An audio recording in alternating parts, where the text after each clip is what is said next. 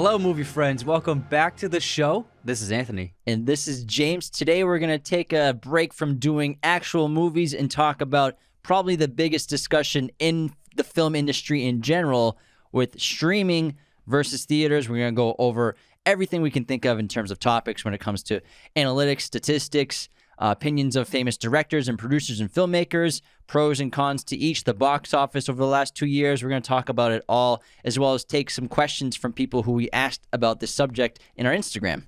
And streaming obviously has very much taken over many forms of the industry, and it started out slowly. And I think that for streaming, there are definitely a lot of pros and benefits and good things that came from it, but also I believe that there are plenty of bad things, negative things that have affected the industry in terms of the experience of going to see a movie in a cinema with a crowded theater of strangers, with a giant screen, amazing audio in that big dark room. The event, the experience, living that moment, like going to a live concert to see your favorite band, that is becoming a less experienced thing, especially nowadays because of all the streaming on our TV. Absolutely. And before we continue, if you want to support Raiders of the Lost podcast, the best thing you can do is share us with your family and friends. Become a patron at patreon.com/Raiders of the Lost podcast. You'll get personalized videos, podcast schedules. Top tier patrons get a monthly shout out on the podcast, which we will do at the end of this episode. So stay tuned, top tier patrons, to hear your name later on. The best perk of all is all patrons have access to our bonus episodes, which we post every Wednesday now. Be sure to follow and subscribe wherever you're listening. Go to RaidersOfLostPodcast.com and check out all of our content and everything. And thanks so much for tuning in. Before we get into the intense discussion, what do you think is the best streaming service? Best streaming service for movies? I would probably say Amazon, because they have the benefit of you can rent so many different titles that a lot of other streaming platforms don't have. Like, I think it depends on also what you want. I think Netflix before maybe 2020 was the best streaming platform for TV, especially because they had The Office, and that was like my go-to for... For you, it was the best. Yeah, for me it was the best. But still, they had a ton of TV shows. Their movies have, I guess, gotten more... They've added a larger catalog of films. But I still think their movies kind of lack. They've gone a little better, but I still think Amazon is my go-to because, like I said, if they don't have the film, I can still usually rent it. That's a great point because in the renting price isn't that bad. It's only usually $3.99. I would say is the average to make a rental. Yeah, so that's no problem. That's usually I just do it on your account and I never tell you. Yeah. Every once in a while I get a Venmo, but I don't think it's enough. But that's the same as renting a DVD or VHS at Blockbuster. It was about $4 to rent a movie. So that is totally acceptable for a rental. So I have no problem paying that. And I would say that Hulu maybe has overtaken TV viewing, where I think they've gone very heavy into television. They have some good movies, but they are very heavy TV, that platform. And they also have live television, live sports, live musical events. So they've really, I think, honed in on less movies and more TV. And I think Netflix, their movie content used to be good. Used to be very good, actually, but I think over the last 5 years, they've really diluted their quality of their movies, and they've gone just to have the direction of let's get as many movies as we can afford and put them on this platform, whether they're good or not. So I think I agree with you. Amazon, I think, has a better selection, but also my favorite streamer is the very small Criterion Collection, which has the best selection of independent and foreign films. So that's, I think, the best streamer for quality over quantity. But if you're going to pay for something and you don't know international film, you don't know classical film that well, Amazon, I think, is the best choice. Yeah, but when it comes to subscriptions, no one's even close to Netflix. They're the OG, and they have by far the most subscriptions, and Disney Plus is kind of close, and I guess you could say Amazon Prime sort of counts, but not really. But then, like, Hulu's not even in the same ballpark as Netflix for subscriptions. What are the numbers of subscriptions? The subscription numbers, I don't have off the top of my head, but hold on, I can pull up real quick if you talk about something else real quick. Yeah, I could talk about it. And the thing is, it was amazing how it all started. I would say that the idea of streaming for movies and TV, it all began because of Napster. So Napster, obviously, we all know, famously changed the music industry.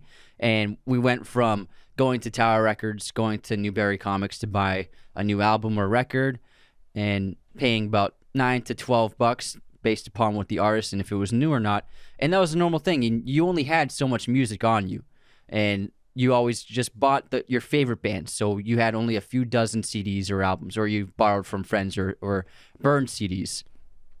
But when Napster came out and you could suddenly download all of the music ever made on your computer, that changed everything. And even though it did get shut down relatively quickly, it opened the door to things like LimeWire, other apps that did the same thing. And then by the time we were in middle school, high school, it was more normal to illegally download music through an app, burn it on a CD, and then have it without paying for it. And so people became very used to getting content for free. Yeah, and then pirating movies became like a culture in the film world, and like teenagers and young adults who didn't want to have to pay to go see the movie sometimes, they couldn't have access, they can just pirate it online. I'm not saying that I ever pirated a movie before, but I can tell you a lot of people did. Oh yeah, I've never used Pirate Bay, or if that's what it's called. I got the numbers for subscribers. So Netflix is at 209 million subscriptions. Amazon Prime is 175 million. Then we have Tencent Video, 123, IQIY, 120 million. Disney Plus is 116 million. And then HBO Max, 675 million. Peacock, 54 million. Hulu is all the way down at 42 million, but still a lot. And then That's we have a lot. Paramount Plus is at 42 million. And so it just goes down from there. But still, like I say, no one's even really that close to Netflix besides Amazon Prime. But again, Amazon's kind of like... People don't get it just to watch Amazon Prime. Yeah, exactly. That comes with your entire bundle of getting the 2-day shipping and everything like that. Exactly. So back to the streaming idea, how it began. When was the last time you paid for an album of music? Oh, I don't even know, man. It's like a decade. Exactly. So if you are going to listen to music, you're going to on Spotify. Absolutely. You're going to pay the $10 monthly payment. I'm actually on. I'm on a buddy's. Well, I'm on a plan. So you're not going to pay for I don't even pay. I'm on a plan of somebody else's. I'm in there like T-Mobile 5. Okay, well, I pay for my Spotify. Oh, it 'cause I'm a sucks. big boy. And the idea of paying for music, it seems like a ripoff now. It's crazy how it's happened. It's this mental trajectory of where the industries have gone, where I don't want to pay for all this music because it would be way too much money to want to listen to everything I want to listen to. So we have been conformed into this new idea of thinking where I want all access to everything just for a small payment. And so Napster started that, and then Netflix began that with their initial DVDs out in the mail. You would get 1 to 2 to 3 DVDs out at a time, and we used that a lot. We thought that was the coolest thing ever. They would ship a DVD to you in your mailbox, and then you'd take it out of the mailbox, rip open the envelope, and be like, "Oh, awesome, Goodfellas." Sometimes it was scratched and it would Yeah. replay because it was DVDs. Yeah. And then when you finished watching it, you would seal it up and then put it in the mailbox again, and then they'd get it back, and then you'd have to wait in a long list for like the movie you wanted. You had to wait like 2 weeks for because they didn't have enough of the DVDs. So it was a cool service, and it was the very beginnings of what the genius of that company's process would end up becoming. And then they eventually went to streaming, and then everyone followed suit. Once Netflix, everyone said that when they became a streamer, it wouldn't work. Like, who's going to want to watch movies on a streaming website? No one could predict what happened. I mean, Blockbuster had the opportunity to buy Netflix for $50 million, and they laughed at that. They're like, why would we buy this weird DVD for ship thing? Like, and they didn't understand that. Like, Netflix. They're like, we're Blockbuster. No one understood. I bet Netflix didn't even understand what they could do with streaming. Absolutely and what not. would happen. It has to. It's like the social network. Like they were just going day by day, and it was just exponentially growing. Mm-hmm. And but what happened was it captured that idea that Napster created, where giving consumers access to everything just for a monthly payment, and it became the standard to nowadays.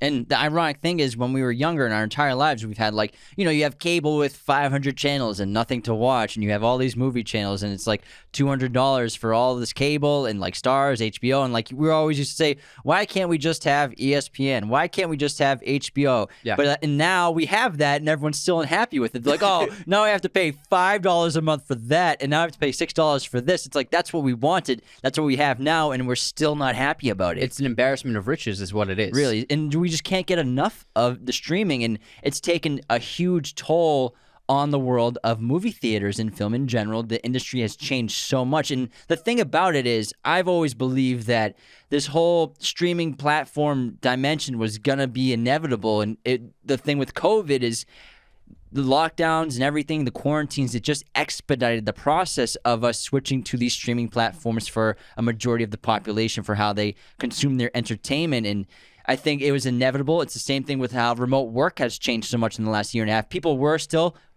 There are companies that were doing remote work for some employees. I mean, we all knew that was happening at Google and a lot of startups, work from home, come in the office sometimes. But now that's going to be the standard for a lot of businesses. And now so many employees have been living like that for a year and a half that they don't want to go back to a 9 to 5, getting in traffic and doing this. So the world the changes of the world expedited because of COVID. Same thing with streaming platforms. And you can compare the fall of movie theaters to the horrible digression of real estate in terms of office space. So skyscrapers filled with office buildings, all these floors of offices, all the people that own these buildings, they have lost billions, maybe even trillions in total, because the office space is not being rented anymore. A lot of it isn't going to be used anymore. So now there's all this empty square footage because companies have learned that we can save a ton of money, if we don't have to rent out space for the employees to actually physically work in and have a place to go. We could just have them work from home. They can do the same amount of work on their own, comfortably from home, and we save millions without having to rent anything. So it has changed every industry, but I think very much so the workplace environment and also cinema going experience. And it's obviously, this has been a huge con for movie theaters in general. There hasn't been a single benefit or pro to the movie theater experience, you could say, or the industry for those kinds of businesses. For example, right before COVID, since 2012, every year was the best year in box office history worldwide. And 2019 was the greatest history in box office accumulation worldwide, with $42.5 billion globally. And when that's just $11.4 billion in the United States and Canada, which is incredible for film, for jobs, for economies, for everything. It's such a great thing to happen. And then 2020 with COVID generated $6 billion globally. So it's like, what? That's 80% dive down. That's Obviously, that was lockdown, but 2021 hasn't been as generous either. So it's been around the same. And I got a bunch of analytics from this great article by Brandon Katz of The Observer, and he came up with that as well. And so there's just so many pros and cons here that even studios, I think they're still treading water. They might seem like they're making a lot of money. They still are, but they're coughing up a ton of cheddar cheese to not releasing their films in theaters because, again, box office, that's $42 billion they're missing out on. And the thing with box office, and a lot of people don't really understand how the money is divided. So when a major movie is released in theaters, so say like a new Marvel movie comes out, so say like a Doctor Strange comes out, the opening weekend, the first week of release, and especially the opening weekend, it's divided between the studio and the movie theater exhibitors, 70-30. And then after that, the next week, it goes down to like 60-40. And then the next week, it's about 50-50. And then the next week, it reverses to like 40-60. And so the first 2 weeks of release, and especially the first weekend of a movie, is when the studios make the most amount of money possible. Because the longer a movie is released in theaters, the more percentage of the profit the movie theaters end up getting over time. So movie theaters love long-running movies that stay in theaters for a long time because after a month, they're making a majority of the profits, whereas the studio, they make most of the profits in the first few weeks of release. All right. Let's get into some more analytics, too. So domestic ticket sales year-to-date in 2021 are still 38% behind the same span in 2020. So performance is even worse than last year in 2020. And this is an interesting paragraph right here. Universal earned more than $500 million in 2020 in PVOD revenue from 10 films. Yet Trolls World Tour accounted for roughly 1/5 of that total. The film surpassed Avengers Endgame as the highest-grossing PVOD title in history, with north of $100 million. So that's what that made in video on demand. And so that was not in theaters at all? No. Okay. And then Endgame generated $800 million in theatrical profits alone. That's almost $1 billion just from the box office. The 10 most profitable films across 2018 and 2019 all yielded returns of at least $400 million to their respective studios. That doesn't even account for revenue generated from secondary windows such as EST, VOD, DVD, Blu-ray, and eventual SVOD sales. And meanwhile, SVOD only films lack staying power, with the average movie grossing with the average movie losing 63% viewership per day from week 1 to week 2, according to Entertainment Strategy Guys. So these movies that come out only on demand, they're losing 63% viewership from week 1 to week 2. And now usually if you have a great movie that comes out, the second weekend, it should only drop about 25 to 30%. So the movie gets most of the butts in the seats in the first week, and then the second week, it still does well, but obviously drops to about 2/3 of that, but it will never drop to 65% unless it was a horribly word-of-mouth, terribly reviewed film.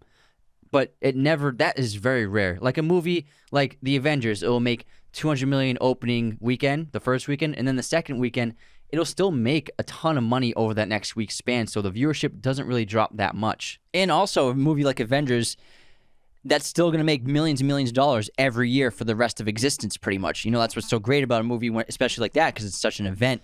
But and I'll tell you real quick why that happens, why the difference is. Because VOD, there are so many choices. So if people aren't going to watch Trolls the first week it comes out, they're probably never going to get around to it because there's so many other titles, whereas in a theater, only a few movies get released every weekend, and so there aren't that many choices to see in a cinema. And you have more motivation to go, it's only here for 3 weeks, we better go see it before it's out of theaters, versus interest in streaming services, only original films. So like if a Netflix movie comes out or a Hulu original comes out with only the release on the platform digitally, there's virtually no interest in it at all, no clicks or nothing after 5 months. Whereas a film like I said, Avengers that comes out, or even just any movie that comes out in theaters and then comes to streaming, that still has interest in it for years and years to come. It's because of the experience. When you don't have the enticement of going to the event, like I said earlier, the event-like experience of seeing it in a theater with a bunch of people, there's nothing better than watching a really funny movie with a packed audience and the entire crowd is laughing together, or you're watching a really thrilling big budget blockbuster and everyone is so into it, or like when Captain America gets Thor's hammer, the entire crowd erupted. Yeah, and you it was remember crazy. that. You remember the experience, and so when you see the title on VOD years later, you're like, I love that movie because I had so much fun seeing it in a theater. I'm gonna watch it again and again. Whereas if you see it in VOD, sitting on your couch on a 32-inch screen, scrolling through Instagram and TikTok every other minute, you're not going to have an experience with that movie that is memorable, and so you're less likely to have any kind of connection to it or desire to ever want to watch it again. Yeah, exactly. Like when we just saw The Green Knight a couple weeks ago in theaters, that was such a great experience, but I can still think back and transport myself into the theater and that experience and how special it was to be in a packed theater to see such a great film. But now, are platforms getting... I want to get to one more thing about ticket sales. I'm sorry. You get before to ticket you go sales into that, because this actually adds on to it. So go for it, pal. And so the reason why studios panicked during the pandemic, obviously. They're like, what's going to happen? We don't know. We can't release theaters. And so they just started releasing a VOD. And even though the streaming numbers were high, the profits were extremely low for what they're used to, because when a movie's rented or purchased online, it's an average of 3 or 4 people are watching that, and it's a $20, $25 rental. When you go to a theater, so say it's a Pixar movie or a Marvel movie, you have a family of 5 going to the theater, spending between $12 to $20 per ticket. Well, kids' tickets are cheaper. Okay, so going to the theater with a family of 5, probably $50. Easy. Yeah, at least in terms of $20 for the entire rental on VOD. Just ticket-wise. So the ticket sales are really where they make most of their money, and VOD has no way of ever competing with that. Exactly. So I think a lot of people are confused. Do these streaming platforms get paid per click or per view? They do not. So, for example, Eddie Murphy's Coming to America, that came out on VOD. I believe it was Amazon, right? Yep. And it garnered 41.6 million hours watched in its first month of availability per Nielsen data, which is phenomenal. That's a ton of people viewing the entire film. But even though as impressive as that is, there's no additional money that came to the studios or to Paramount, who sold that movie to Amazon Prime, in terms of all that time watched. They didn't make any extra money off it because that was already for people who were subscribed to Amazon Prime. Yeah, so what happens is, and Paramount sold it to them because they were supposed to release that during the pandemic. So Paramount was like, we need to get rid of this because we have no way of releasing it in a year because we have so many other titles that we are planning to release. So they sold it to Amazon. Amazon bought it for, I think, $150 million, maybe a little higher, but I think it was around $150 million. And so Amazon basically buys the movie and they own it now. It's their movie. And like you said, they're not making more money off of it. What they have it for, and the reason why they purchased it, was just to add to their library, just to have one more thumbnail for people to click on to keep them on their streaming website rather than having someone else stray over to Netflix or Hulu. So it's all about competing with the other streamers by having more enticing content for people to watch. Yeah, so VOD and SVOD, which is subscription video on demand, that's what we're referring to, is they're making their money off of monthly subscriptions. So Wonder Woman 84, that was the first film to do a dual release. That was released in theaters and VOD online at the same time, and we actually watched it Christmas Day from our couch. So we actually rented that movie. And so I guess you could say that was the first experiment to do that. However, it's still, in terms of like, you're not getting paid per view, you're not getting paid per click. You're depending on monthly subscriptions, which I think in the short run, because so many people are running to subscribe to all these platforms and VOD services, that it's beneficial and they're actually making some decent money because, according to Lightshed Partners, SVOD subscribers will nearly double from roughly 650 million worldwide at the end of 2020 to 1.25 billion by the end of 2024. So that's how many people subscribe to online VOD services. And I'm curious how many people have subscriptions that they don't even use or forget. I'm going to delete my Netflix. Yeah. I haven't used Netflix in 2 months. It's weird. Or forget they even have. Yeah. I forgot I had ESPN Plus. And I forgot that I had Stars until I lost my wallet and I had to redo the subscriptions. And I was like, I'm not going back to ESPN Plus. I don't need to spend that $6 a month. Yeah. So I'm a person who forgot I had subscriptions. So I'm sure there are tens of millions of people who also have these subscriptions that they didn't even watch or use or remember about. So by 2025, SVOD services are projected to generate $85 billion in global revenues per the Wall Street Journal.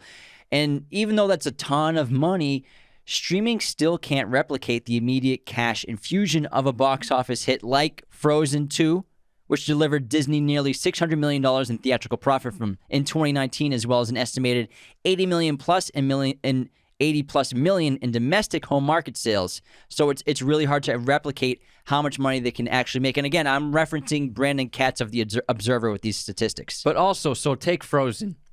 So it made a crazy amount of money for the studio because of its theatrical run.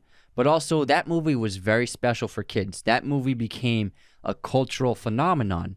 Now, that would not have happened if it was released on Disney+. Completely agree. So every movie that's been released on Disney+, Luca, the other Pixar movie, Soul, a few others. What's the Lady and the Tramp was released on Disney+?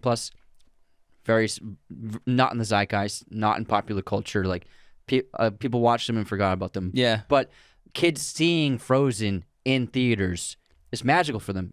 I remember seeing like things like Pocahontas as a kid and other great kids movies and just being totally blown away and stunned by this big screen and the amazing sound. And it's even kids recognize the difference between going to a theater and watching something on their TV. Now, what Frozen did, which no streaming movie can ever do, Disney made probably 5 times as much money on merchandise from Frozen.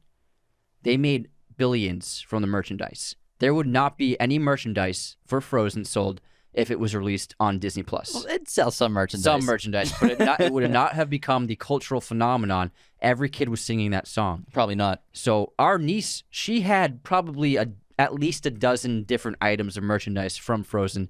Disney got like $200 from our brother just from the merchandise. So things like that, studios want our understanding, like they're not having that cultural experience from VOD. Magical experience. Yeah, exactly.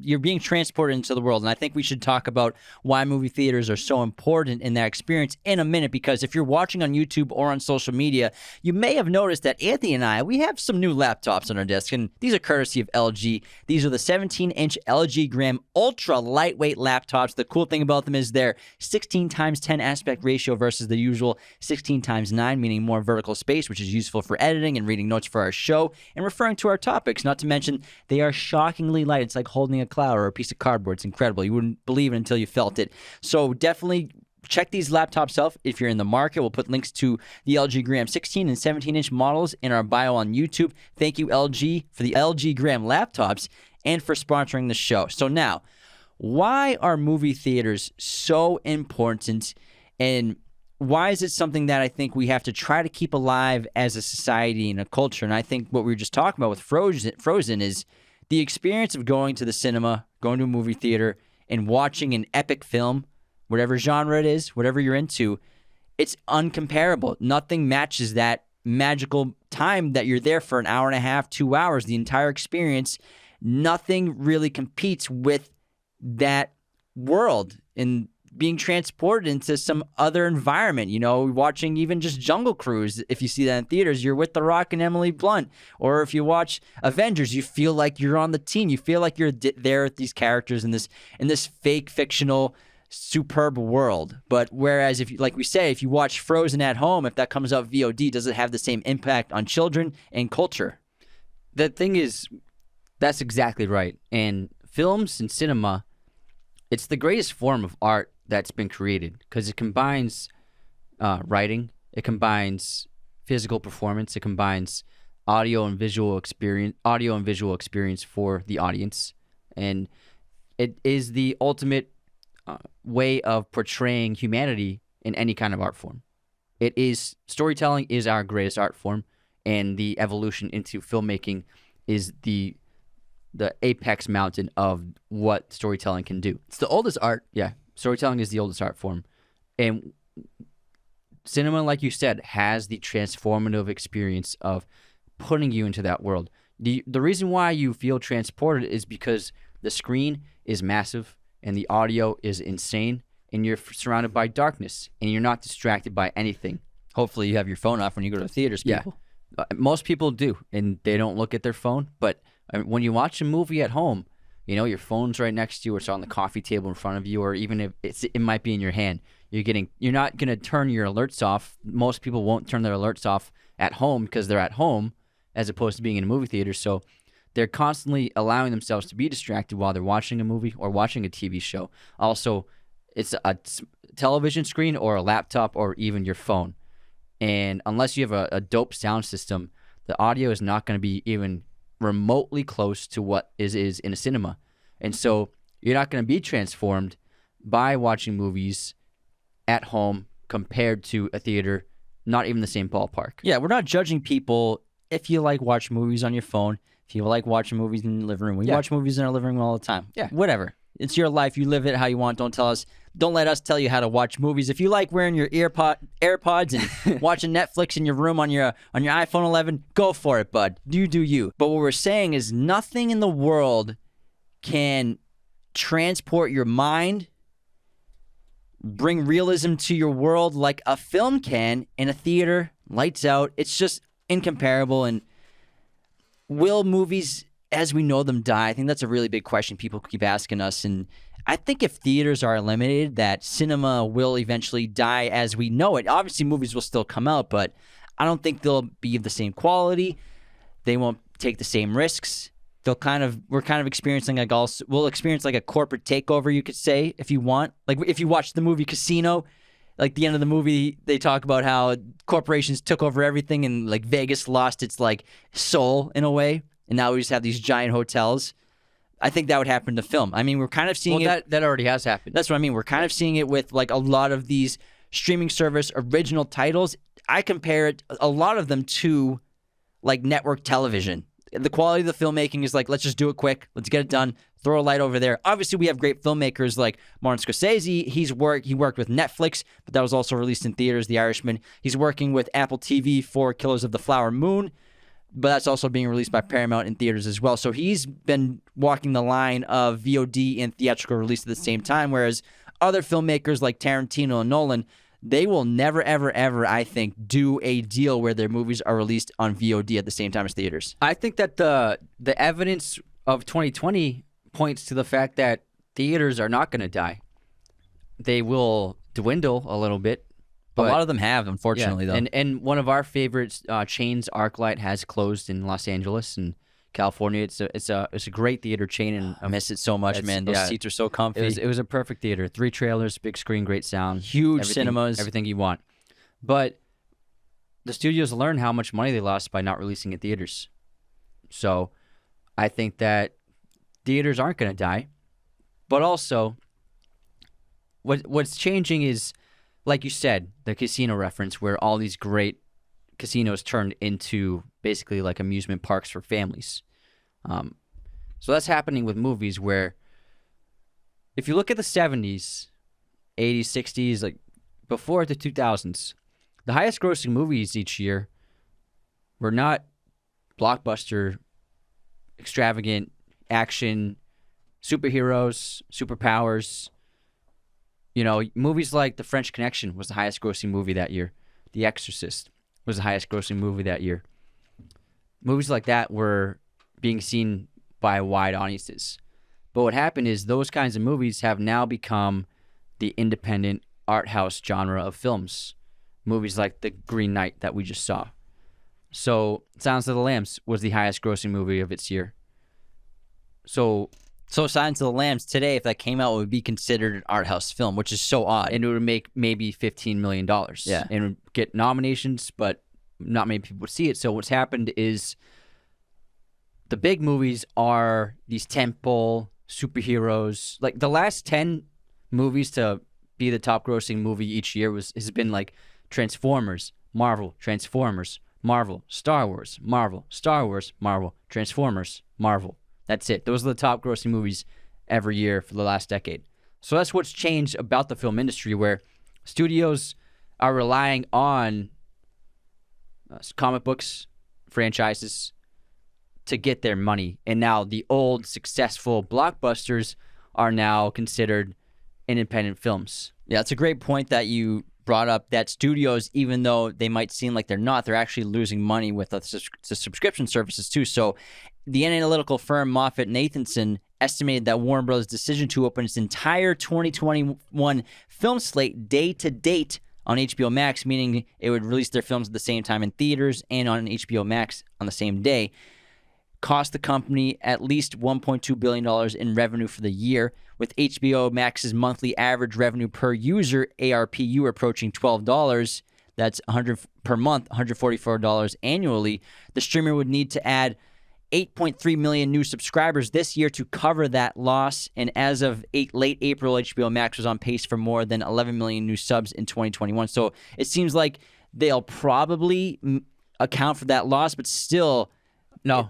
Maybe the pandemic had made people subscribe, and then when people start going to theaters again, they're going to unsubscribe. Probably. Unsubscribe to HBO Max. I mean, we'll probably unsubscribe eventually. So those projections, I don't think, should qualify because of how unique of a situation 2020 was.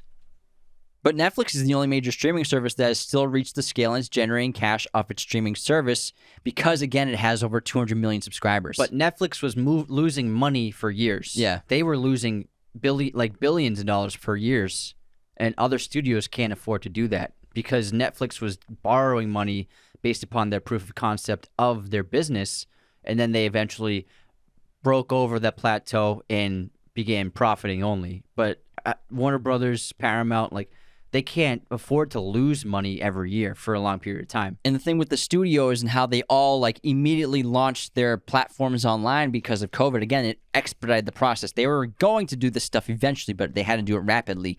So now studios, you could say, are double dipping, where they're both getting profits from the theaters as well as getting more profits from the subscriptions in terms of their cut. So when they're getting money from theaters, it's more of it's close to a 50-50 split with exhibitors, versus when they're releasing their content only online, they're getting 80% plus of that profit that they have to just split with their production companies that they either purchased it from or made the films with. So really the people who are hurting are movie theaters and these businesses and employees who have lost their jobs because of, theaters going out of business, or you don't have enough money to keep as many people on. And I think that some people might be confused about why certain movies and TV shows are on Netflix, why they're on Amazon, why certain ones are on HBO Max, why certain ones are on Hulu.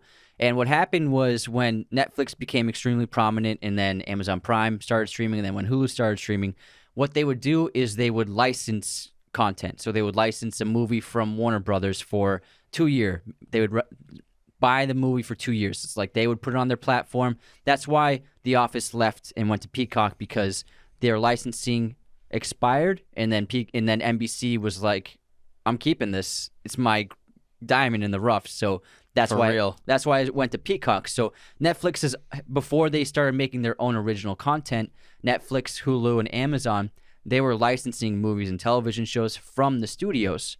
And so that's why Netflix has been super heavy on original content.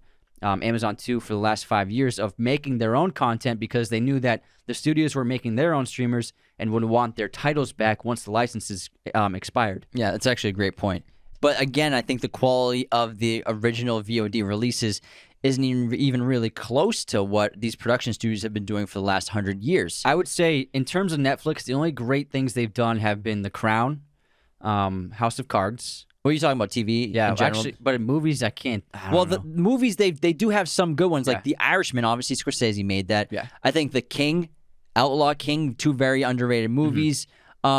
Roma was a Netflix production. Yeah. So there's a ton of great benefits to the streaming platforms. I think obviously we're getting more diverse films, more representation in film that we weren't getting, stories that would never have been told if they were just being theatrically released, because they wouldn't have gotten budgets from studios. But whereas these streaming services like Netflix have boats full of cash, they have bunkers of cash. They're just handing it out to anyone, like, oh, you got a story to tell, you got a story to tell, you got a story to tell. That's the benefit of it, is I think a lot of creators and actors and storytellers are getting opportunities that they definitely weren't before this revolution of streaming. Yeah, that's true, because Roma wouldn't have gotten the budget that Cuarón wanted. Same thing with The Irishman. And Netflix did these things and gave all this money to these filmmakers, even if like the titles weren't popular for streaming, because they wanted the notoriety of Oscar nominations. Like when their movie started getting nominated for Oscars, that made people like look at Netflix in a different way. And isn't Beale Street a Netflix production too? I believe it is. Beale Street is, yeah. And so all these filmmakers were like, okay, Netflix seems to like be a real deal, but also they are a great thing about Netflix is they allow filmmakers to have creative control over their projects and let them do whatever they want. Well, streaming platforms in general. Yeah, all of them do for the most part. Whereas studios have infamously been very meddling in terms of fighting with filmmakers about creative differences. A great example of that, where filmmakers and storytellers are able to retain their entire artistic vision for their films and their projects, has to be Zack Snyder's Justice League. You know, we're not going to get a 4-hour and 5-minute movie released in theaters. You're not going to get his entire vision. I'm sure he wanted to do 6 hours, but they were like, come on, you cut some stuff out.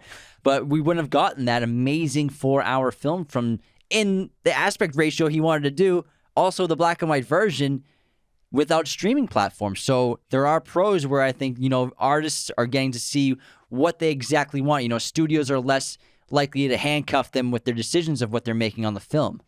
And there also has been controversy in terms of the decisions to stream at the same time as release.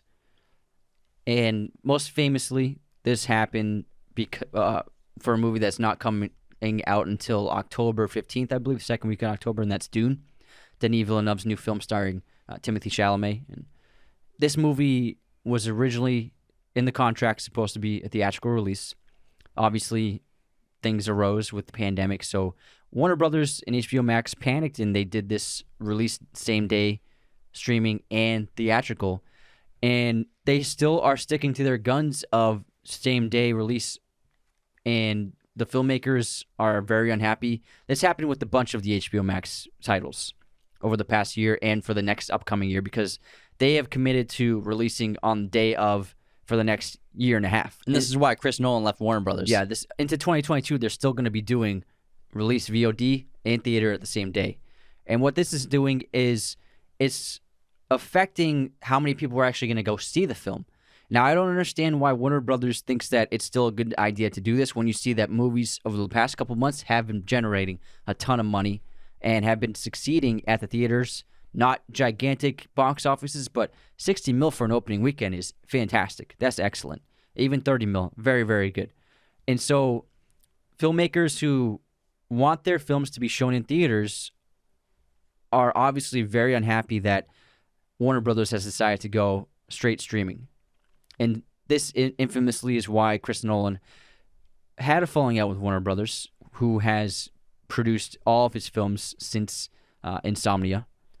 And I believe Denis Villeneuve, after Dune, he'll probably make the second one, but I don't think he'll make another movie with Warner Brothers if they do this. So it's going to negatively affect their relationships with filmmakers who want to do that theatrical release. I think that they just don't want to alienate people who either don't want to go to the theater or can't go to the theater, whether, a benefit to streaming is, people with chronic illness, people with disabilities, it's much easier for them to see films. They don't have to make it to the theater.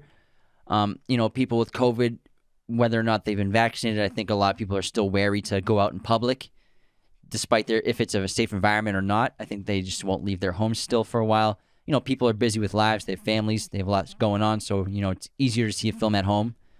But a movie like Dune, that's a movie, it's an incredible epic, enormous production. It's going to be the best production of the year. The people working on this movie, they put 4 years of work into it. And I think it's a movie that deserves to be seen in theaters because that's how it's made. It's made to be seen in theaters. It's made to be seen on a giant screen. And I don't understand why they don't just go the route where it's the 45-day theatrical release and then it's on streaming platforms. And that seems to be, I think, the smartest thing to do going forward. Have it for a month in theaters, at least 3 weeks in theaters. So the people who worked on the film, who put their souls and lives into it for several years, it seems like it was for a reason rather than losing the purpose of it in a way for it just to be streamed online. Yeah, and 45 days for those who don't feel comfortable or are incapable of going to the theater, that's not that long of a wait. That's just, a few weeks. That's fine. It's not like it used to be where a movie would leave theaters and then 3 months later, then it would come out on DVD. So that's a very short wait. And Disney also has faced controversy and legal action from Scarlett Johansson, famously for doing the day of release, both streaming and theatrically, because it cost her, I would guess... Of Black Widow. Yeah, Black Widow. I would guess it cost her $25 to $30 million of her own money from a paycheck. She was getting back end for box office. Yeah, and Emma Stone apparently is preparing a legal battle for Cruella for doing the same thing with that film. And I think that Disney learned from those two legal battles, as well as the lack of money they made, that they have to do the 40-day theatrical window first. So that's what they're going to do from now on. And I think that every streamer should probably adopt something similar. Yeah. Want to head into our intermission? We'll take a little break from... Yeah. This has been a great conversation. It's been a wonderful conversation. Let's tone it down a little bit, and so we'll have some fun. Let's lighten it up. We're going to go into our intermission, and we'll do some fun movie games. First one's going to be our movie quote competition. I have two. One from a fan named Jake. What's up, Jake? This is Jake's quote. There's something out there waiting for us, and it ain't no man. Oh, that's a good one. Can you say it again? There's something out there waiting for us, and it ain't no man. Predator. Yeah, nice job, guy. Thanks. Nice job. This one's a little tougher. Well, you might be able to get it. You're a wicked smart guy. I just got the first one. All right, ready? No, I'm not ready. Okay, I'm ready. It's too bad she won't live, but then again, who does? I like your delivery. Thanks. Try to nail it. Can you say it again? It's too bad she won't live, but then again, who does? I don't know. Blade Runner. It's Gaff. Gaff. His bud with the facial hair and origami. Yeah. All right, your turn. Good one. Okay. I'm trying to do the obscure ones lately. Oh, super obscure. That's pretty obscure. Yeah. Like when people think of a Blade Runner quote, they don't think of that. That's not what I thought of. Yeah. Trying to challenge me. Seeing what you got. All right, go for it. Here's my quote. No, I shot him. The bullets in the fall killed him. Say it again. No, I shot him. The bullets in the fall killed him. The bullets in the fall killed him. Yeah. The first character says, you killed him. And so this character says, no, I shot him. The bullets in the fall killed him. I don't know. Collateral. Oh, good Vincent. one. Yeah. That's such a good movie. Yeah, it's a great Tom's movie. awesome in that movie. Yeah. So isn't Jamie. Yeah. All right. Guess this movie release year. Layer Cake. 2004. Nice. Come on, play. Yeah. Play. Easy peasy. Good job. Here's my movie release year. Days of Thunder. Oh, Tommy. Again. 1988. I did not write it down. I just put Days of Thunder. Oh my God. Did you not? You're not right, though. It was early 80s. I'll look it up. That's so funny. 1990. 1990. You didn't even. I Early was 80s. way off. I was off. Wow. My bad. I came prepared for work today. How about you? I'm the wrote- guy who does his job. You must be the other guy. Who the F are you? I just wrote movie release year, Days of Thunder. That would be a cool one to look up. All right. Movie pop quiz time. In Fight Club, who owns the bar where in the basement the fight clubs are held? Oh, what's his name? I thought you would get this immediately. Sal. No. Mel? No. Oh man. I can't believe you don't get this. We do the quote all the time. I can't.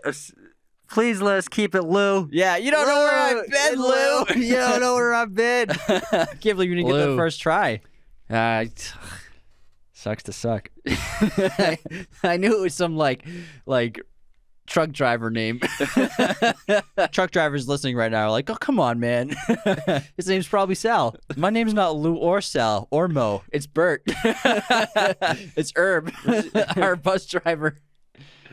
Hey, man, we have truck drivers that listen to us. Truck drivers are cool. Truck drivers make the world go round. They really do. Everything you get was delivered on a truck. I hope you enjoyed those avocados. A truck driver brought them to you. Everything was delivered by trucks. Okay. Most underappreciated people in America, possibly. It is the most important. Possibly. It's one of the most important jobs in the country. All right, let's move on. That's not what this podcast is about. I'm getting very passionate. All right, here's my pop quiz question.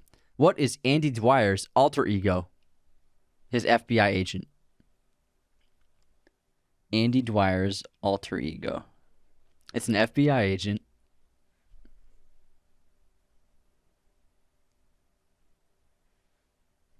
Hold on. He's blanking, guys. What is it? Burt Macklin. Oh my God. Burt Macklin's on the case. Burt Macklin, FBI. Damn, that was a tough one. I've only been through Parks and Rec once, so I'm not super. I'm like, Sounds like you're making an excuse. I am making an excuse. That's exactly what I'm doing. I thought that was obvious. All right, who's our biggest hater of the week? I got. Besides TikTok for blocking us and banning us for 4 days. Yeah, once again.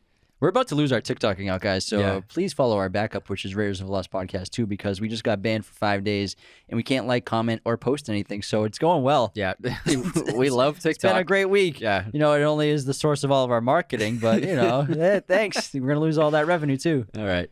Okay, here's our hater of the week. It was on a Mummy clip. Sam Alex, who commented, "You guys didn't even talk about the scene where O'Connell throws the chair at Benny. Unsubscribe."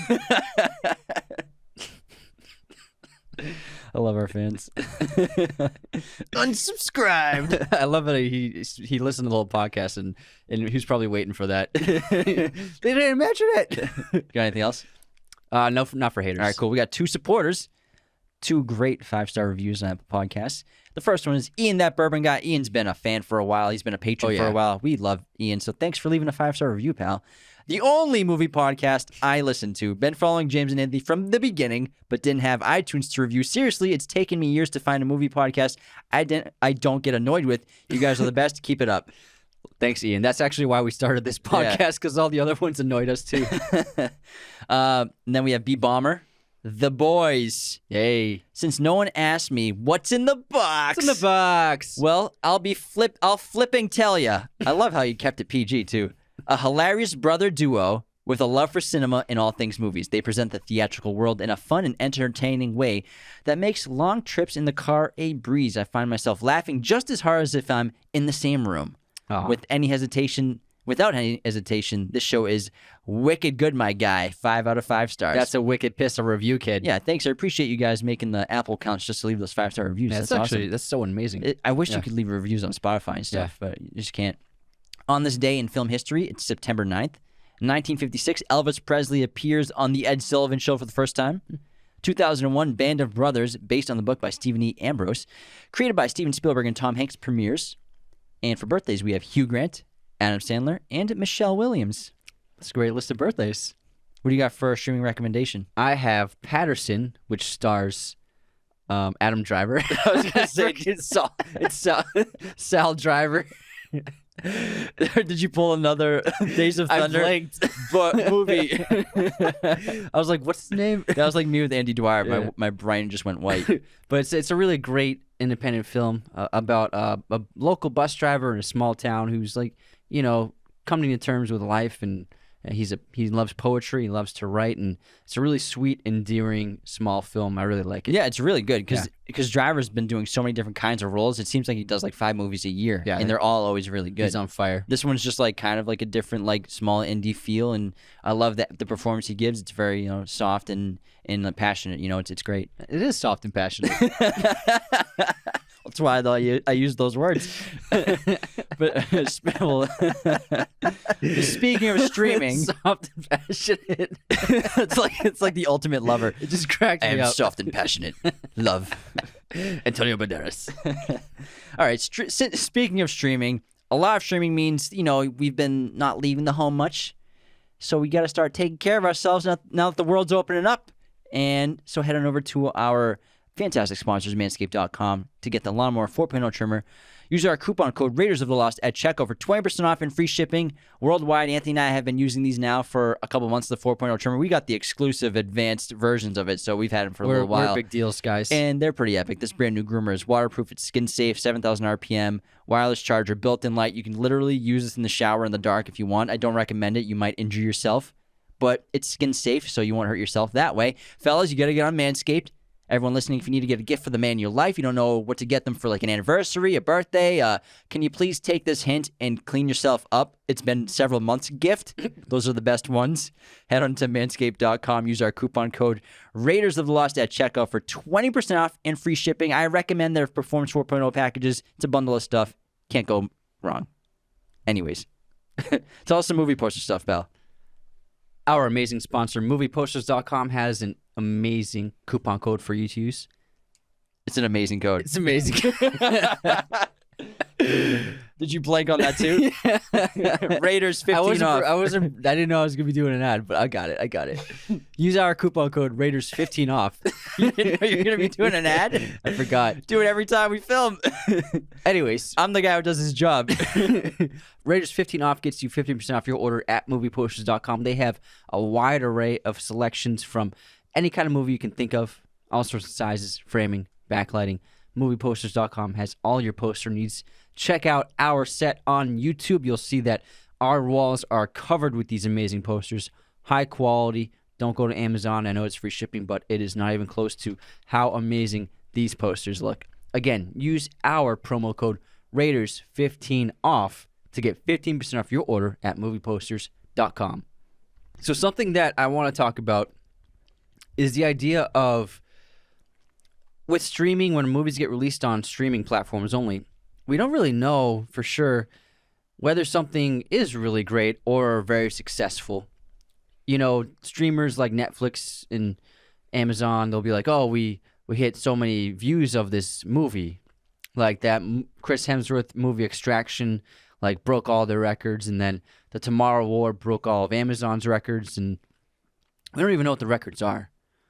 And we don't even know what constitutes an actual movie viewing, because do they count someone who watches a movie for 1 minute and then turns it off? I think and goes back to the homepage? It's like somewhere between 1 and 3 minutes watched. 1 and 3 minutes, something like that. So 3 minutes counts. They can register that as a view. That's a view. So we can't even really fully trust like these streaming numbers, because especially when they have titles that play on their own, especially when people will just click on a thumbnail just because they like the thumbnail, be like, oh, that seems like okay, and then they watch a minute of it. They're like, oh, no, I'm not into it. And then they'll watch something else, but they'll still count that as a view. Whereas when a movie's released in the box office, if it makes $500 million, if it makes $1 billion, it's a hit. We know it's a hit. We have the proof of it being successful, of a lot of people enjoying it and watching the entire movie. All right, 2 minutes of view time. That counts 2 as minutes a view. counts as a view. Just looked it up. They should count at least half. I guarantee you that if they change that to an hour, the view count would be exponentially lower. Yeah, like 60% lower. Exactly. So whenever a streamer's like, oh, Extraction got 89 million views in its opening weekend of release on Netflix, it's like, yeah, but how many people watch? Our bots, too. Yeah, how many are bots and how many of those people watch the movie all the way through? I guarantee it's minuscule numbers. So we don't really understand or know when a movie is great anymore because we don't know what the performance actually is.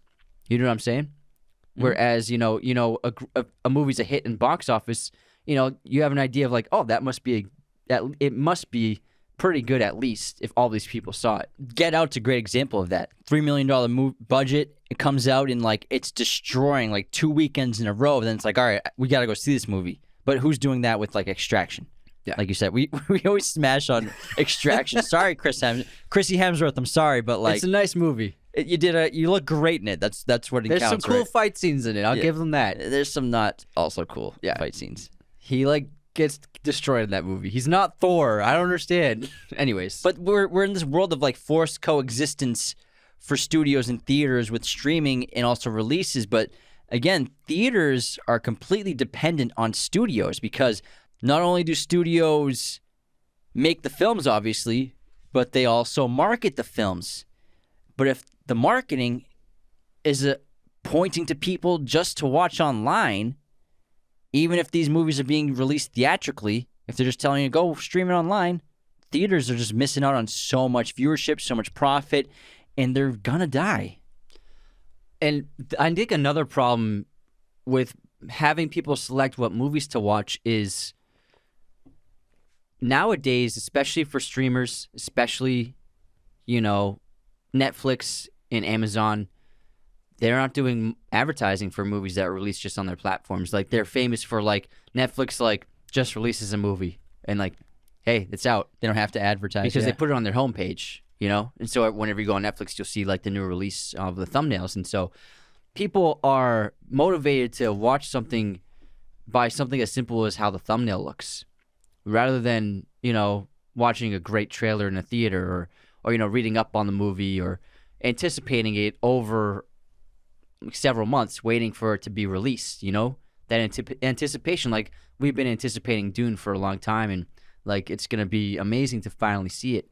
But I think that the idea that so many people are watching things based upon a thumbnail kind of takes away the meaning of what a movie is. You know what I mean? You don't even know what the story is. You're just like, oh, here's a famous person I know with a interesting photo. Let me click on this and start playing this. I'll read a one-sentence synopsis, and here I am. I'm watching this movie, and I think there's something not quite right about that. Yeah, and outside of Marvel and DC, what is there, a dozen big budget films that come out every year that aren't some comic books? Yeah, yeah. So and Dune's one of them, for example, and James Bond, obviously, but still, James Bond's a franchise, and at the same time, these streaming platforms, they're buying up all these original successful films. For example, Knives Out made a boatload of money, is a great film. We saw that in theaters and had a great time seeing it in theaters. But now Knives Out's going to be a Netflix production, so I believe it'll probably be released theatrically in VOD at the same time, I'm sure. But, Netflix spent $469 million to acquire the rights to his franchise of Knives Out, so he's going to make 2 movies with that. And that first one made $300 million worldwide in its first release, so they're probably not going to come close to maybe what they made theatrically from the original film with the 2 films. And the reason why it was such a costly price tag is because what happened when streaming became really big and started making their own movies and releasing movies like Netflix original, Amazon original, the way that actors and filmmakers were paid was not established. Because what happened before streaming is a movie would come out, and then when it gets released on television, syndicated, when like, HBO would pay for the licensing of a movie, all the filmmakers and major actors would get royalties. And royalties are like a quarterly check that actors and producers and filmmakers receive based upon the performance of the movie after theaters, how it does in DVD sales, how it does on television. Every time The Office plays on TV, the actors get paid something. It's not a ton, but if it gets played enough on TV, you're making like a couple thousand every day. And so what happened when streamers were making their own movies, they never established a royalty payment system for the actors and filmmakers. And so they would just pay for the movie to get made, and then that was it. And so the producers and filmmakers and actors they started taking legal action against streamers saying, we want royalties. This is a standard practice in the industry. If you're using our content indefinitely, we should be getting some money for that. And so this is why Daniel Craig is getting $100 million for the two Knives Out movies, $50 million each, because they've now developed the contract negotiations after making deals with the guilds in the SAG and the unions. Sorry, the unions. And so they've come to an arrangement where Daniel Craig is getting paid $50 million because they're already calculating what his royalties would have been for theatrical and then DVD, Blu-ray, and streaming releases over time. And so they're just giving him that up front instead of him getting paid, maybe a few $100,000 over every year from royalties. They're just giving him all up front. So that's why he's getting paid $50 million right away. And also, why are you going to watch Knives Out 2? Benoit Blanc, played by Daniel Craig. Exactly. That's the main draw. Yeah. So if it was theatrical, he probably would have gotten paid $25 million, and then back end plus royalties, and that would maybe over 20 years add up to $50 million. So now Netflix is like, they do it all in one hit, and then it's done. He's basically getting paid like a quarterback in the NFL right now, like $50 million per movie. Woo! And The Rock just got paid $50 million from Amazon for a film too, right? Same reason. Yeah. So they're paying for the royalties in advance. So it's all coming from. That makes sense. That does make sense. Yeah, I'm glad I could be of service to you. Thanks so much. But I still think there's like the biggest debate for us personally is the experience. And I think, theater versus the couch. The couch, it's familiar. It's comfy. You got your spot. You have, the armrest that you like. Or the pillow adjustment. Yeah, you have your snacks. You're in your socks and your PJs. What's your favorite movie snack? My favorite, what, at home? Theater. Oh, theater. My go-to is, if I get a movie snack, peanut M&Ms. Nice. But they also make me feel like a big POS at the same time because it's like 700 calories for this small bag, but they're so good. But again, the experience, so at home, you're on your couch, you're comfortable, you don't have to worry about going out in public, you don't have to worry about seeing people if you don't want to see people that night, if you're not feeling great, not in the right headspace, you don't have to worry about driving, parking, none of that. Sticky counters, which I love sometimes. You don't have to deal with those. Sticky floors. You don't have to deal with that. You don't have to deal with people on their phones, even though you're probably going to be on your phone while you're watching at home. You have to deal with, like, maybe someone's rude at the movie theater. You don't have to deal with some movie theaters smell. They don't smell great. I hate when people bring food right in front of me, like someone's eating a sausage in the chair in front of me, or like nachos, and I'm like, I hate Honestly, it. Even though you love going to the theater, you hate everyone that's around you. You can't stand anyone at the movie theater unless they're just like you, where they're there and they shut everything off and they're just like a zombie robot waiting for the film to start. Yeah, these like a serial killer waiting for the theaters. I'll call people out. I will tell people to be quiet. Well, that's when the movie starts and people are still talking. Like, yeah. Within a few minutes. I give them laser eyes. You'll give them like 2 minutes, then you'll turn around and be like, all right. But anyways, the experience at the couch at home, it's comfortable. The bathroom's right there. So I understand that. I do that all the time. I watch movies and TV on the couch all the time. You don't have to go to Hollywood and find parking. Yeah. It's easy. It's convenient. Whereas going to the movies, not everyone loves the experience. I personally love the experience. I get so excited and giddy on the ride to the theater. Like, I'm like so amped up. We sometimes listen to the music or similar music to the film we're about to see. Generally, it's Hans Zimmer. Yeah. So we just get so amped and like we park and we're like, oh man, we're here. We pick up our tickets. I am ecstatic as soon as I'm on my way to the theater, and I love getting there and I have my routine. I get a water. I'll get my peanut M&Ms. We go to the bathroom. We go to the bathroom before we walk into the theater every single time. We have our routine. Then we have our tickets, which we specifically selected in the exact same spot pretty much every time, 2/3 up in the middle-ish. It's the best audio, everybody. Middle. 2/3 up, best audio for a movie theater. I love it. I love the experience, and I love waiting. I shut my phone off, and I sit there, and I just people watch for about 15, 20 minutes. I love the trailers. I love the loudness of the theater. I love the smell. We go to pretty good theaters, so I love the seats we sit in. They're always comfortable. I am fine with dealing with some people that text in front of me like a couple rows ahead. That's fine. I can block it out. Generally, people are usually polite, and they're usually respectful in movie theaters. But then when it's time, the floodlights start to dim down and they start to go to complete darkness, and you're like, oh my God, it's finally about to begin.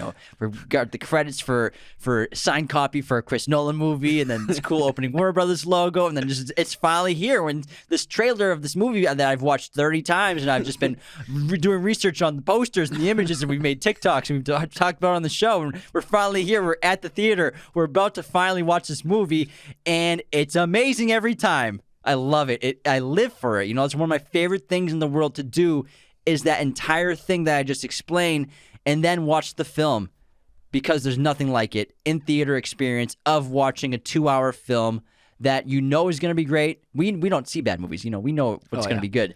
But the anticipation and then the outcome, the experience, and then when the movie's over and, me and you just sit there for 5 minutes, we're always like, oh my God, that was so good. And we watch the closing credits. We don't move. We're just like, oh, we watch, I read every person who was on the movie. I read all the names, and I'm sitting there and we're just like, do we get up? Do we not get up? Or No, it's respectful to wait for the top of the line credits to end. And then when it gets to the smaller crew, then you can leave. And then we get up and leave, and we just walk out, and we're talking about the film, and the whole car ride home, we're talking about the film. And it's just a great night and experience. But that does not happen with streaming VOD for me, not usually even close to that.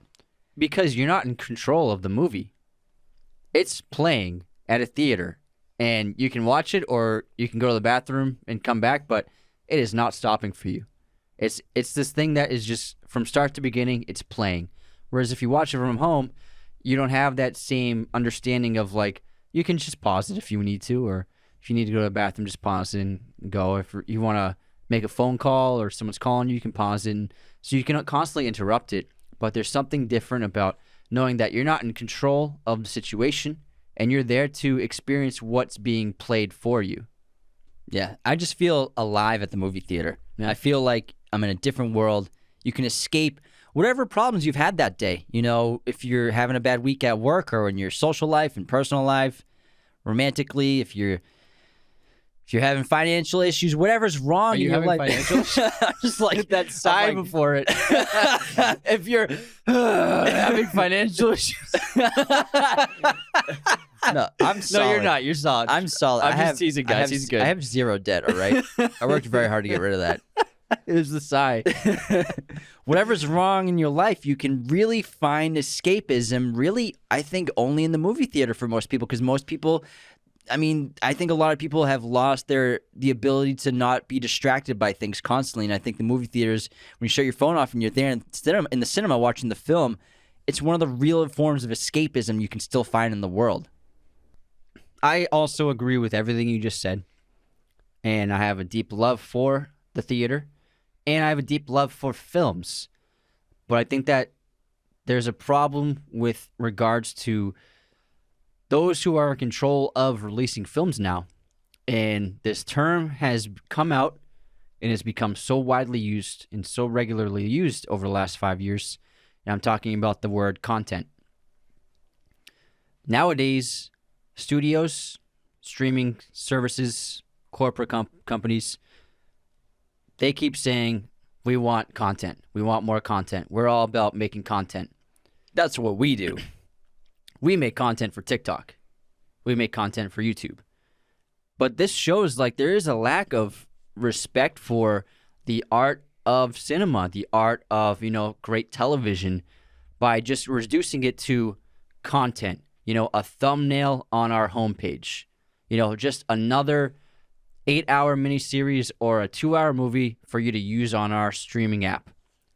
And I really think that it is dangerous for the industry. It's dangerous for the art form.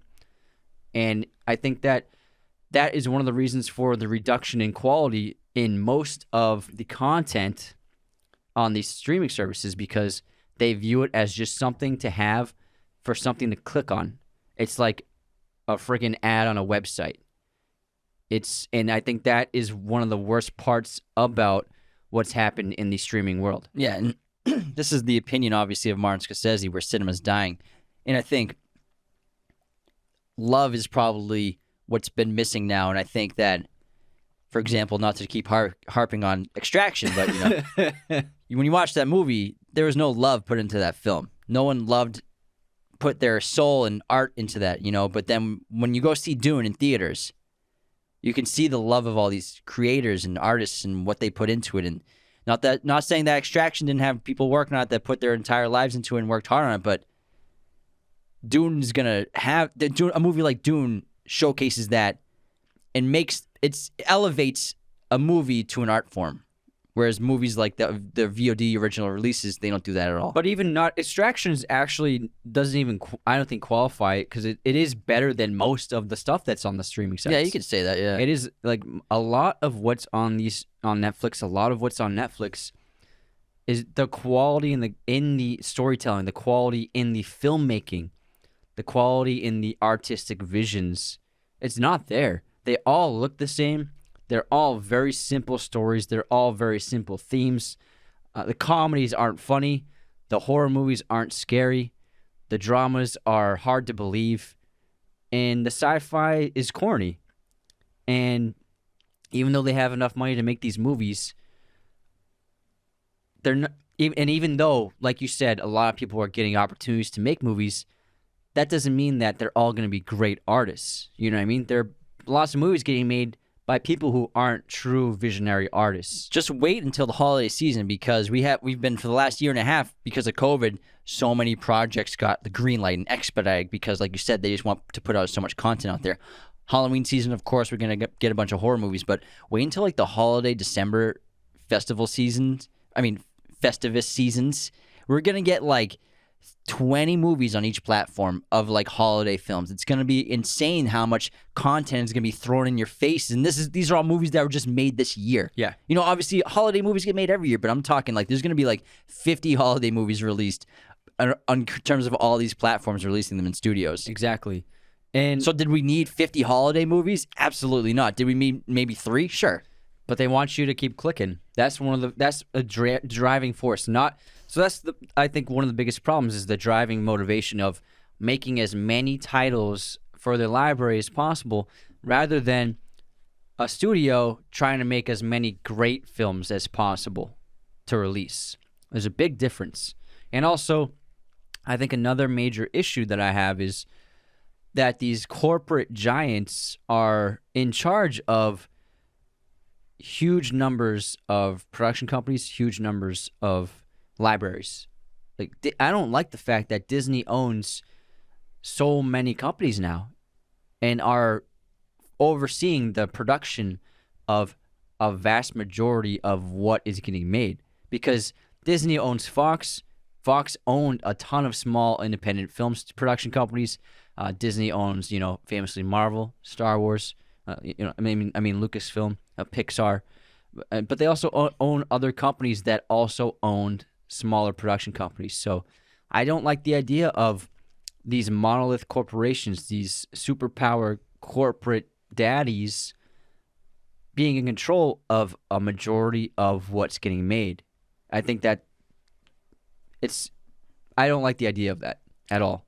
I think it was inevitable, though, in the world we live in. Like all industries. It was inevitable. I mean, we're seeing it, like we said, with jobs and remote working, but also online shopping. Amazon, 10 years? How many employees is Amazon projected to have? Like 50 million or something like that? Right now, Amazon employs 1 out of every 176 people in It's going to be an insane amount of people are going to be working for a company like Amazon in 10 years. It's going to be ridiculous. And that's what's going to happen. I mean, and especially like MGM just got bought by Amazon. Okay, yeah, exactly. So that's another example. And they have a giant catalog. And eventually probably be just like even fewer of these streaming services, platforms, corporations that own even more. And so that's really what's happening. Really is just the corporate takeover of the entire industry, just like everything else. Yeah, it's scary business, man. Scary business. Do you have any more stuff that you have for notes that you want to bring up? Let me just skim through real quick. We talked a lot, like a ton. Because we also have a bunch of questions that people sent us on Instagram. Let's do the questions. I think I'm about done with my notes. All right. This is Kennedy. How does it impact creators like writers, producers, directors, etc.? Again, pros and cons. Like we said, a lot of stories are being told. A lot of filmmakers getting the green light. They're getting budgets to make stories that they probably wouldn't have been able to make. So that's definitely a pro to it. And also creative control over their projects, Yeah. which filmmakers are retaining from streamers. Yeah. Let's see. Do studios make as much per stream as they do per ticket sold? We answered that, so they don't make money per stream. It's per subscription per month. And the money they're making is much less than theatrical release. Alrighty. This is from Stacey Clark. How will the move to streaming distribution affect the choices of movies that are greenlit? I think that the move to streaming distribution means just like we've been talking about, more and more movies are being greenlit. But the quality Yeah. of the movies is less. Lucas, why should I not pirate everything and let the old Hollywood crumble? I mean, go for it, man. What are you, the Joker? Some men just want to watch the world burn. That's what Lucas wants to do. He just wants it all to watch it all burn down while he's streaming Hangover Part 3. All right, this is from Jayton. You think mid-budget movies will only be going to streaming now? That is actually a scary possibility for sure, because why is a studio going to release a movie? Like, let's say The Green Knight comes out in 5 years. Who knows what the landscape's going to be? Do they even bother releasing in theaters if it's not going to make any money? Because, not that's not a great movie, but is anyone going to go see it? The $30 to $40 million budget in movies are probably going to die from theaters. It's either going to be big budget blockbusters or small art house films that have tiny budgets and can make money. Yeah. All right. Not Dawson. Should I, as a wannabe filmmaker, worry about the future of cinema? I think that you should just focus on telling stories if that's what you want to do, because clearly there's never going to be a shortage of movies that want to get made by studios. And also, most people love movies, and there will always be people who want to watch movies. Even if it lowers numbers, people will still love watching movies. Chris Farmer, which do you prefer, streaming or theatrical? We obviously prefer theatrical. Why are theaters 10 times better? I think the last 20 minutes just explained that. Yeah. Are studios making more money by releasing movies on streaming devices? No. Again, at first it seemed like they were making a good amount of income. They're increasing their subscription statuses. But like we said, and like Anthony pointed out earlier, as soon as COVID starts to officially wane away for good, and, you know, we're getting back to society and the world's opening back up, less people are going to subscribe. They're going to end their subscriptions because they're going to go back to the movie theaters, hopefully. Yearly revenue from Jamie, we talked about that a little bit. Let's see. Captain Jones Solo, do you think a resurrection of cinemas is possible? It kills me to see it slowly going away. I don't think really I see a resurrection of, like, for example, ArcLight, the movie theaters that went out of business here in California. I think that basically whoever's survived up to this point will still be alive, and that's about it. But I don't think there'll be like a new big movie theater chain. I don't think anyone's going to take a chance on that kind of investment.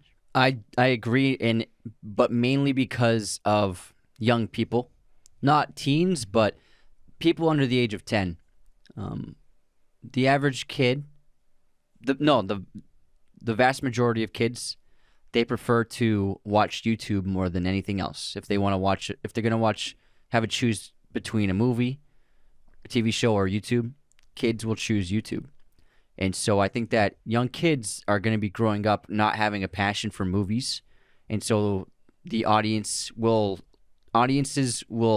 not be as regular and consistent as they have always been. Yeah, I see just in the next 20 years just a constant down, honestly. I think it'll come back up a little bit, but I think eventually it's going to be bad for theaters in the long term. The only way that films in theaters can survive, well, not theaters, but films in the future, I'm talking like 50 years, the only way they'll be able to survive, because like I said, young kids, they're going to be 50, and most of them aren't going to be seeing theater movies. They're going to be whatever the content is for people.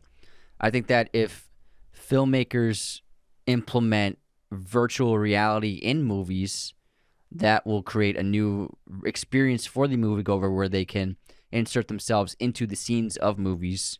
And that, I think, is a way for cinema to survive. That's an interesting incentive to go to a theater, for sure. But again, I think that we don't know what the world's going to look like, not even just because of streaming in movies, but because of what COVID's done to the culture and to the world and how businesses run now. So who knows if that is going to have a huge impact on people going to the theaters just alone, let alone streaming. Yeah. So we don't know, you know. Even drawings, do you think streaming services should just do TV shows and not movies? I don't think so. I mean, it is what it is. These studios all own the same, all types of content, TV, movies, music. So obviously they're going to put it all out there. But I think it's fine for them to have TV, for movies and TV. Yeah. Let's see. Peachy, do you think streaming services will eventually put theaters out of business? We kind of just answered that. I think that it's not a good sign. I think they may, but not for another several decades. All right. Connor Mack, do you think we will see theaters slash prices to combat streaming? I don't think so because, again, the studios make a cut of ticket sales. Yeah. I don't think the studios want to lose any money, let alone what they've already lost. Because it's a shared profit, they won't go much lower than they are now. Just Gladwin, what are your best memories from streaming versus what are your best memories from going to the theaters? So theater, I would say Dark Knight and IMAX. Ooh, that was pretty amazing. Yeah, that was awesome. That's probably it for me, that's too. Probably my Maybe favorite. Inception and IMAX, too. Inception and IMAX. And Chris Nolan movies in general. Best streaming memory. I mean, this is exactly what we mean. Mine was The Irishman. I watched. We saw it in theaters. Oh wait, we did see that in theaters. in a packed theater. Okay, awesome. I would say House of Cards from Netflix. Okay, but that's a TV show. I think they're asking about movies, but I guess you could say experience. I guess they said so. streaming experience. You know what? You did answer the question correctly, so I'll give you that. Thank you. So House of Cards. That was an excellent show. Yeah. A couple of pros and cons each by Reese Salt. We answered that pretty much. Let's see. Rocky Troop, is the streaming over theaters more affordable for people? I don't know, honestly, because if you're somebody who subscribes to a bunch of streaming services, who knows? It depends on how many movies you see a year. If you're paying for, was it HBO Max, $14 a month? If you're paying $150 plus for your HBO Max subscription versus if you see 10 movies a year, that's probably pretty even. But if you have HBO Max and Amazon, everyone has Amazon. Yeah. So Amazon's $15. So that's $30 right there.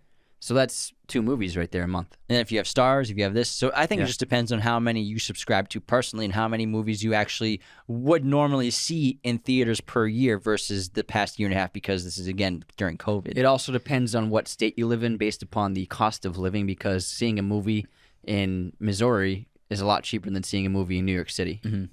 All right, this is actually a really good question from Toasted Ice Cream. Do you think directors, actors, and everyone will be paid less as streaming takes on? This is actually an interesting question. Well, I answered that with the royalties. Yeah, true, but still, even going further down the road, it kind of reminds me of football and how much quarterbacks are being paid right now, even though ticket sales are kind of just still the same in terms of what the owners are making and how many people go to see the players at the stadium, but even how it's less people going to the stadium because of COVID like that, but these players are still making absurd amounts of money. Will there be a time where Danny Craig, people like that, don't get a $50 million check because the studios are losing so much money? Maybe if it gets to that point, then studios will be like, we need to push movies to theaters more. I think that stars will always drive eyes. So I think that stars will always make a lot of money, which is why the quarterbacks always make a ton of money. And that's why offensive players tend to make a lot more than defensive players, because the offense is generally the most exciting part of a football game. So I think that when you have movie stars or famous directors, they're always going to get paid. Good point. All right. People love celebrity. AOFE Tea Leaf, what are your thoughts on cinema versus accessibility for disabled, chronically ill people, etc.? Again, that's one of the pros that we talked about to streaming. A lot of people, it's hard for them to get to a theater. It's maybe not the easiest experience for them. So then being in the comfort of their own home, that's definitely a pro for streaming services. And oftentimes the handicap areas are at the front of the theater, which is the worst angle to view a movie in a theater.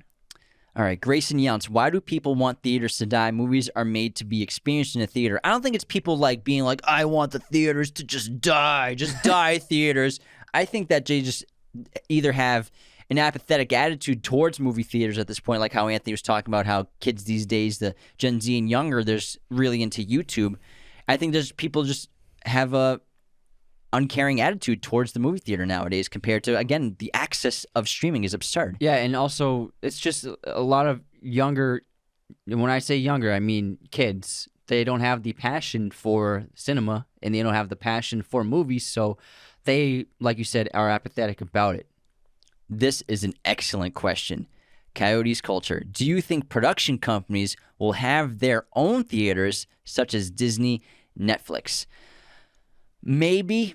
I really don't see corporations like that investing a crazy amount of money into these giant chains of movie theaters. It's possible. I mean, I could see a world where that is. But again, I think the thing with corporations is what was so appealing about the streaming platforms. It doesn't cost that much money to get these platforms going. You know, you just have a bunch of people writing some code and you have all the access to the movies and content in general. But having to build the infrastructure of an entire theater, I don't know if they would care to take that investment compared to what they could possibly receive on a profitable return, because again, all they care about is making money. I would agree with you. No, because it would be an absurd amount of money to be able to build enough theaters to end up making profits.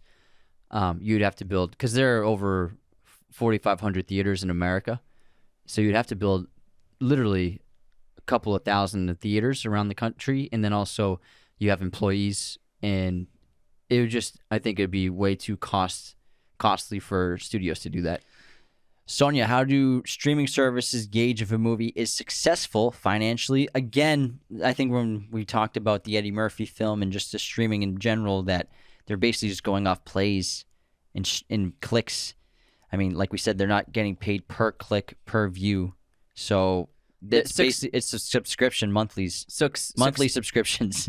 A successful movie depends upon just how many people click on it for them, not how much money it makes.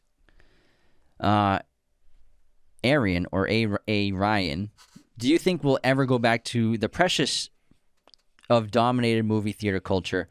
Unfortunately, I think that's just dying more and more every year. And again, I think COVID just really took a sledgehammer to the film industry in terms of the movie theaters and that art form and the experience of going to the cinema. Of course, I mean, when we saw Greenlit, it was packed. But does that last for a movie release more than 5 days, more than a weekend? Probably not. The big blockbuster movies are still going to be getting big crowds, but it's not going to be like it used to be. All right, what else do we got here? A lot of the same questions we've been answering. Here's J Milks 14. Why are most movies produced for streaming sites so mediocre? Again, they're trying to get the content over quality as fast as possible. You know, as long as it's lit well, you know, it looks good. Boom, boom, boom. Let's make this. Let's do it 6 months. Get this movie written, filmed, edited, exported onto Netflix. Let's go. Like, there's just content. For them, content. It doesn't matter the quality, because if you have the more choices you have, the more time you spend on their app. That's what it comes down to. All right, we'll do one more. CR Data. What are the best types of content that work better streaming than theaters? TV, obviously. Well, I would say miniseries work great. Yeah, miniseries do work really well. We're seeing that a lot more often with a lot of famous directors. They're going in the route of like serial content miniseries. I think like Barry Jenkins just signed on to do a miniseries, so a lot of directors are just... He did the Underground Railroad. They're able to, like we said, tell stories that they wouldn't have been able to before streaming. Yeah, long format storytelling, yeah. So that's a pro for sure. That's an awesome pro. Yeah. But I think that wraps up everything we got to talk about. That was a fun one. Yeah, I hope you guys enjoyed this episode on streaming versus theaters. That was a nice change of pace. It was good to get some great discussions going on. Yeah. Let us know if you're watching on YouTube what you prefer in terms of streaming and theaters. Leave the comments on the video. But at this point, we will do our Patreon shout out for our top tier patrons who are in the $10 category. Now let's begin. Thank you all starting with Justin, Caleb Fleming, Michael Karanja, Riley McDonald, Nate Moore, Harry Roscoe, Caitlin Signorelli, Travis Ball, Nikayla Simeona, Jacob Kossler, Josh Chetney, Dennis, Jorge Chavez, Caleb McFalls, Ken Bolin, Dennis, Aaron McCardle, Sal Guanera, Max Rosk, Justin T. Frank, Tyler McDowell, Lauren Smurs, Grayson Younts, Cole Carroll, Christopher Tunnel, Tanner Teagarden, Madison Jaramillo, Barrett Compton, Andy Walker, TJ Rollins, Andrew Lukler, Nick Sheridan, a.k.a. Sherry, Hunter Smith, Carter Brandon, Nicholas Ozaniak, Timon Hayashi, Caitlin Callahan, Sarai Rogers, Charles McLaughlin, Brendan Smith, Ethan Storm, Devin Udarium, Lucas Key, Derek Noonan, William Calimano, Miriam Ally, Brooke Shanks, Stephen Guidos, Zach Kormanek, Simon Tooze, Brittany Underwood, Jeremy Slattery, Jeremy Benavidez, Cody Moan, Samantha Steele, Frank Caralho, Michael Kelly, Brandon Bernal, Dave Coburn, Josh Coburn, Jill Lopez, Rachel Von Den Heuvel, Don Payne, Kayla McCoy, Brian Barton, Archie Owen, Derek Perkins, Daniel, a.k.a. Dan Just the Man. Or no, Just the Dan Man, sorry. Just Dan the Man. Just Dan the Man. Oh, yeah. Jack Jordan, Olivia Pacini, Megan Costa, Chris Farmer, Patrick Clausen, Desiree Clausen, Luke Clark, Joanna Tronina, Anthony Lampares, Colleen Medler, Matthew Fires, Britton Bomber, who I think that was who wrote the review too. Awesome. Thanks, bud. Spencer Pike, Gabrielle Townsend, who's our bud on Instagram, Anthony Farmer, Lauren Kimberly, Maxwell McCree, Hayden Hensley, Odin Childs, Evan Smith, and Leslie.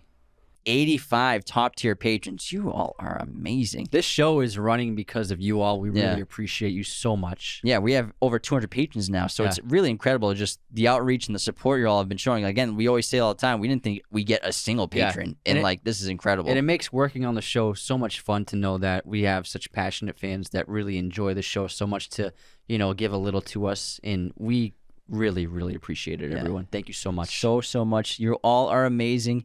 If you want to be a patron, just go to patreon.com/Raiders of Lost Podcast today to sign up. Only costs $2 for a minimum, then $5 and $10. Thanks so much for tuning into this episode around the world. Take care. Bye, everyone. Thanks so much for tuning into Raiders of the Lost Podcast. Be sure to subscribe if you're new. Hit the like button, leave a comment. Find us on all audio streaming platforms, Spotify, Apple Podcasts, Google Podcasts. Wherever you listen to podcasts, you can find us. Find us on Twitter, TikTok, Instagram, Raiders of the Lost Podcast. Be sure to check out one of these other videos right here for more content on our favorite films and breaking down all kinds of movie content. Thanks so much.